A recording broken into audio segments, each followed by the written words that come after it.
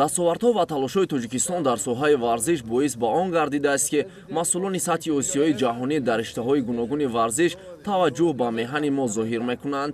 Аз ҷумла ҷиҳати анҷоми сафари кории президенти Федератсияи ҷаҳонии варзиши обӣ Ҳусейн Ал-Мусаллам ва президенти Конфедератсияи велосипедронии Осиё Осама Ал-Шафар вориди пойтахти Тоҷикистон гардиданд. Дар фурудгоҳи байналмилалии шаҳри Душанбе меҳмонони воломақомро раиси Федератсияи шиноварии Тоҷикистон Раҳимзода Рамазон ҳамроҳ, роҳбарияти Кумитаи кор бо ҷавонон ва варзиши назди ҳукумати ҷумҳурии Тоҷикистон ва намояндагони Кумитаи олимпии мамлакат самимона истиқбол намуданд. Бино ба иттилои масъулини Кумитаи миллии олимпии Тоҷикистон, дар ин сафар ҳамкорӣ дар соҳаи варзиш, хосатан варзиши обии Тоҷикистон ва Федератсияи байналмилалии шиноварӣ ва дигар масъалаҳои муҳим дар соҳаи варзиш баррасӣ мешаванд.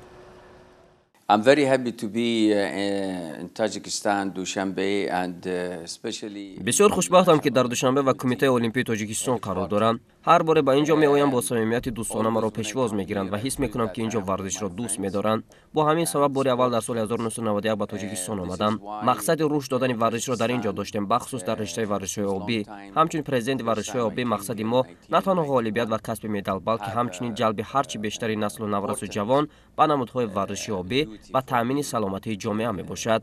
در سفر ما اشتراک در بازی‌های المپی پاریس 2024، صنعت محاربه‌های آمیخته در بانکوک و عموما حرکت المپی در آسیا و جهان را بررسی میکنیم.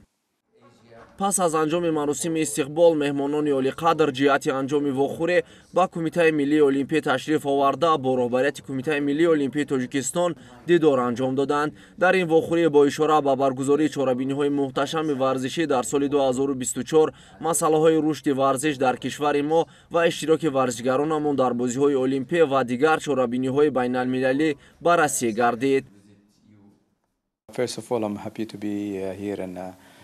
من بسیار خوشحالم در اینجا قرار دارم. تاجیکستان را خانه دوم خودم می‌حسابم. در سال 2024 یک قطار از مسابقه‌های محتشم از جمله بازی‌های تابستانی المپی است و با فدراسی‌های تاجیکستان برار آرزو می‌کنم.